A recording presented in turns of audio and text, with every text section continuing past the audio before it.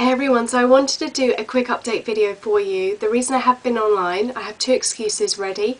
One is that I've been too busy with work, and number two is that I've had a cold, which you can kind of tell from this nasal twang, so excuse that.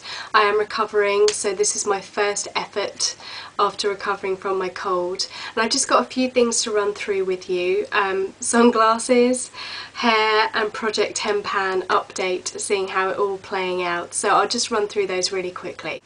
First of all, the hair, you probably can't tell, but I have had it trimmed. I've had probably about 1.5 inches taken off, and it feels so much better because it's all the horrible scraggly split ends have gone, and now my hair looks good when it's straightened and not like horrible damaged hair. I should have had it done a long time ago, but I'm quite scared of hairdressers because I've had experiences in the past where I've ended up with it like up here, which looked interesting, but it's not somewhere I want to go at the moment. But I like it because there's more layers, so I can make it really messy, which I really like. And it doesn't look too pathetic when I put it into a ponytail. And then in other news this week is I got a pair of sunglasses, which I've twittered about already.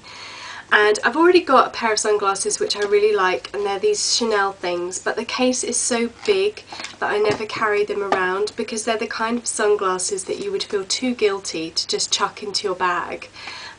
They are these, and they've got nice quilted arms, leather quilting, which I really like. They look like that. They're kind of plainish, nothing special. I guess you'd define them as classic. But I got another pair of sunglasses this week purely for the purposes of throwing them in the handbag in case it gets sunny and always having them to hand. And they are from H&M or Henny's and Mauritz, depending on how you refer to it. And I really like these, and I'll put them on. I have to say, I feel more glamorous in these, and they cost £7. So yay for high street sunnies, I highly recommend them. A bit random to include a reference to my sunglasses, but I really like them, and I recommend anyone who's looking for new sunglasses go to Henny's because they have a really nice range. Now, I haven't been buying any makeup, so this is not a haul video. I did go to Barry M on Thursday though, and they gave me lots of freebies, but I didn't buy them, so I'll talk about those in a different video. But in terms of things that I've been using up, obviously I used up my MAC Studio Fix Fluid, which I told you about last week. Number two is the Soda Fountain by C.O. Bigelow, and it's the Butterscotch Vanilla Sundae one, and I've used this up and it was delicious. And then I've also used up a YSL Perfect Touch Primer. So I'm on 3. I've got 7 to go, so I've got quite a way to go, but I'm just enjoying it really. And what I've found is that I've discovered things in my collection that I completely forgot about, things that deserve my attention, and it kind of feels new just by discovering these things, so you sort of get the thrill of trying something new but without having to actually buy it. And I'll just run through those things now. First of all is 2 lip products I really like, one MAC, one Revlon, and they complement each other quite well. I'm wearing them now, and the lipstick is Honey Love by MAC, and I got this at an event I went to at Harvey Nichols a while ago, and it was referred to as one of the staple lipsticks that everyone should have, and I got it. It's a matte nude, but it's more on the beige brown side, and I just didn't get it. I wore it a couple of times. I didn't really enjoy wearing it that much. I didn't really understand how I was supposed to wear it, so I sort of cast it aside.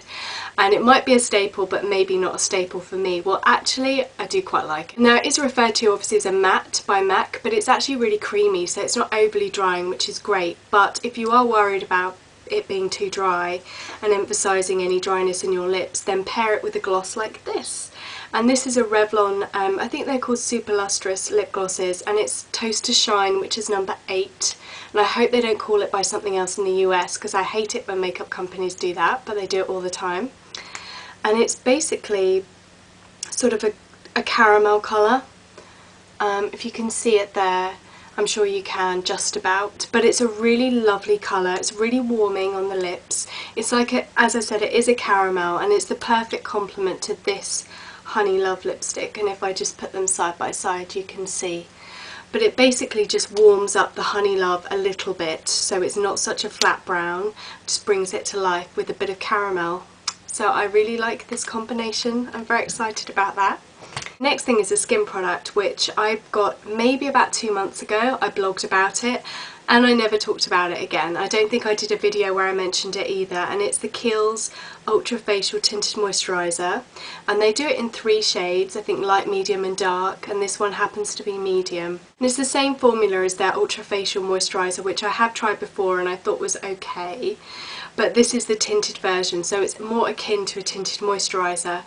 I don't know why I like this product so much, because it offers little to none in terms of coverage, but there's something about the colour that they have in here, and I think it might be the apricot kernels, because they use apricot to basically illuminate and brighten the face, and I love the colour that it gives me. It just looks really natural. I look bronzed, I look healthy, I look awake, and paired with a good industrial strength concealer like MAC Studio Finish or Make Up For Ever Full Cover, it will provide you with a really good base. And I'll just show you what the colour is when it comes out. It's kind of this weird apricot brown colour, but it's just blend it into your skin. It smells a little bit like Studio Fix Fluid, so if you don't like that scent, you're going to hate this. As I said, it's not a product you would buy for coverage.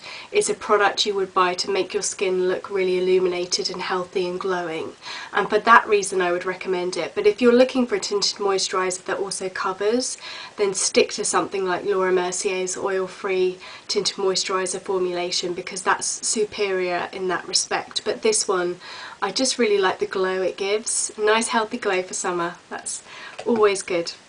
And the last thing I'm going to talk about is actually a tip-off I got from Gem's Maquillage, who's on YouTube, and I've included her details in the description box. And she did a video where she was using this particular product to give a really nice bronze glow to the face, and it's one I already had in my collection, but I never understood how I should use it. So through watching her video I finally worked it out, and it was at the same time as I was really tempted to buy Chanel Bronze Universal, and I'm glad that I rediscovered this through Gemma, and basically this has kind of replaced that longing, although I still kind of want that product, but I'm just going to hold off. And what I'm talking about is the Ico Bronzing Cream.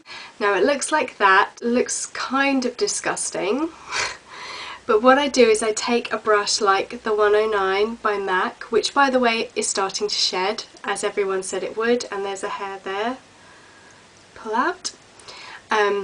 Take a brush like this, but I also like to go over it with a kabuki at the end as well, otherwise you can look a little bit muddy. And you just take a really tiny amount, like, it's maybe too much, like that much, and I'll just use it as a sort of a contour at this point in my face, and I'll just show you how it works. But Gemma's also done a video about this as well, so just dot it. I don't want too much, because the worst thing is to start off with too much. And you just basically blend it in. So I can't really say this is the same as the Chanel Bronze Universal, because unfortunately I didn't get that in time for Project 10 Pan. But bear in mind that this product costs £4.49, so I got mine in Superdrug. And I can see a 109 hair on my chin, which is really annoying. And I have washed this brush so many times, it's only just starting to shed. And I can see another hair there. The 109 is quickly becoming a little bit irritating. Hopefully I've created some sort of bronze cheekbone. So hopefully you can see that I've now maybe got cheekbones. But it just creates quite a nice light bronzed effect. It's pretty pigmented, so just use a tiny amount and build it up. Not sure if it would work on every skin tone. It has got a slight gold sheen to it, however, so even if you didn't get the bronzed effect because your skin tone was slightly darker than mine, you might still get a bit of a glow. So it might have different benefits for different people. But £4.50, and they do a sister cream. It's kind of like MAC Pink Opal Pigment, so it works best as a highlighter to illuminate things, whereas this is obviously to bronze and contour. So really interesting brand actually, Ico, so I'm really glad that Gemma finally taught me how to actually use this product. Yeah, so in summary, these are products I've rediscovered this week. So there may well be more next week where I can do another demo on how I use them, what combinations I found work, based on stuff that I've already got in my collection. And I've noticed that all of these products are kind of brown. So obviously brown is the colour for me this spring summer. So thank you very much for watching everyone, and I hope to see you all soon. Good luck on Project 10 pan or 5 pan or 3 pan or whatever you're doing. I think it's really nice that a lot of you have joined in and seem to think it's a good idea as well. So thank you very much for all your support, and I'll see you soon. Bye.